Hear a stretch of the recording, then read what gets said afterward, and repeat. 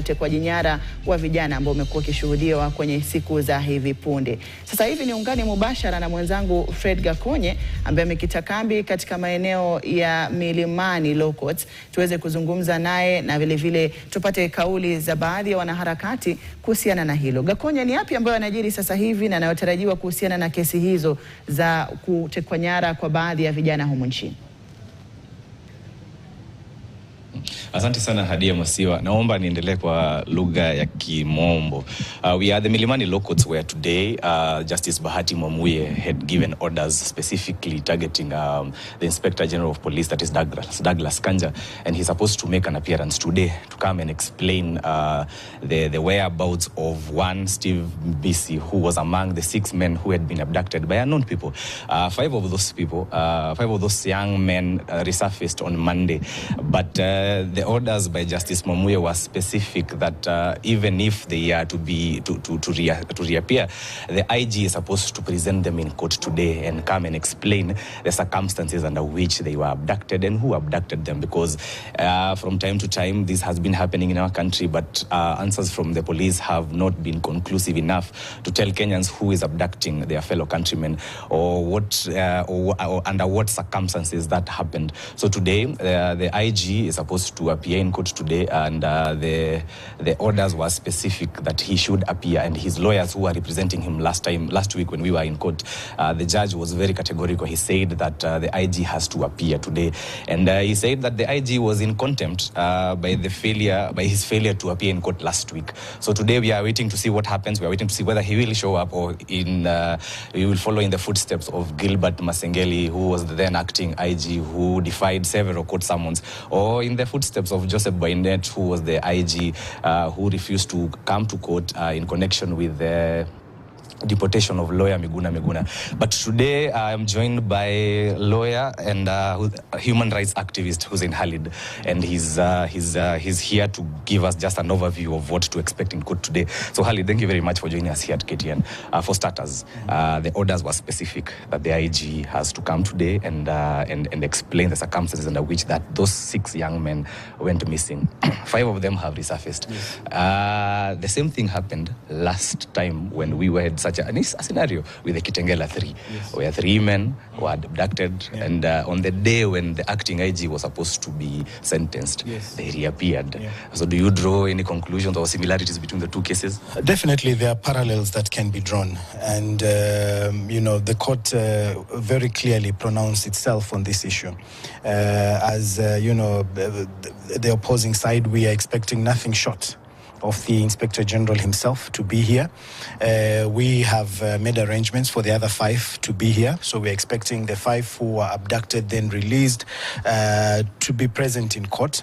And the 6th one, we expect that the Inspector General will present him before court. So, those were the orders. The court was very clear on that, and we expect nothing short of that. There's also that question. The orders also are extended to the Director General of the National Safety and Transport Authority, yes, in regard to the number plates, and also to the telco companies, yes, and what role they play. So are we expecting to see that also in court today? As I said, the court was very clear. I think the instructions were in black and white, and for us as law-abiding citizens, as people who respect the judiciary, our courts, we are playing our part, and we expect the state to do similar, and anything short of that will be contempt. And as I said, we expect nothing short of what the court directed, and we're looking forward to that.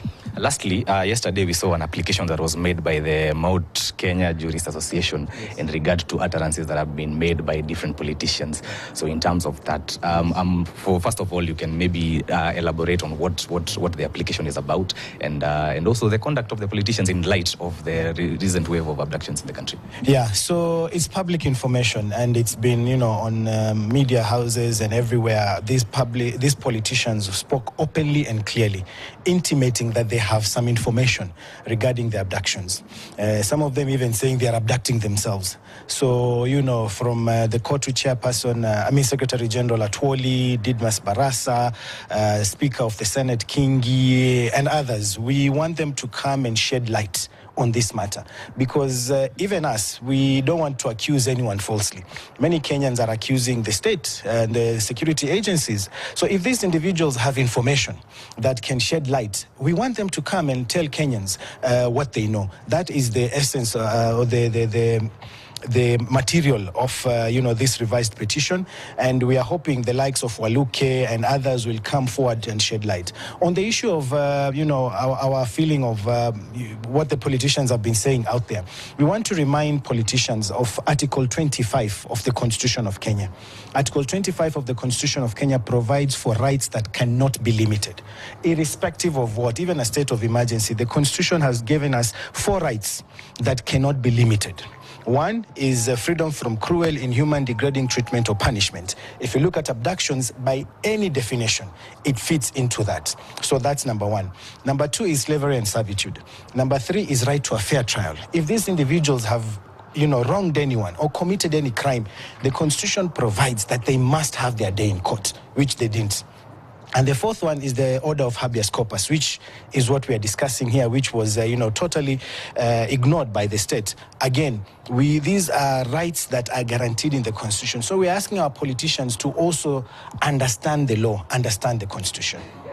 So lastly, in the event this does not happen, the IG does not come to court, I've seen his lawyer has just walked in.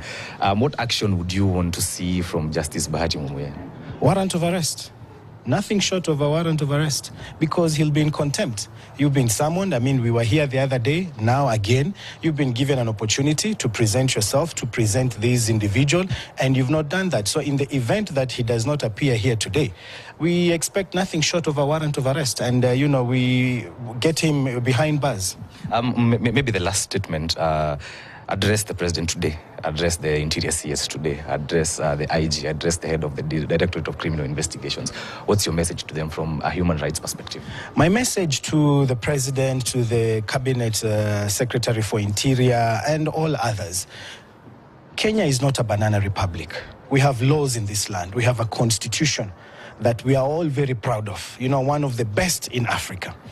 And our message to them is, please, respect the Constitution, respect the laws of the land. That is all we are asking. We're not asking for any favors. We're not asking for anything beyond what is provided for by law. If anyone has committed any crime, please, due process. That is all we're asking. Abductions have no place in our society, in the Kenyan society, and we cannot tolerate by any means these kinds of extrajudicial activities that are happening in our country.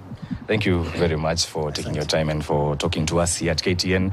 That has been Hussein Khalid, who's a lawyer and a human rights activist, and his message is loud and clear. Back to you in studio, Hadia. Very well. Asante sana mwenzangu Fred Gakonye.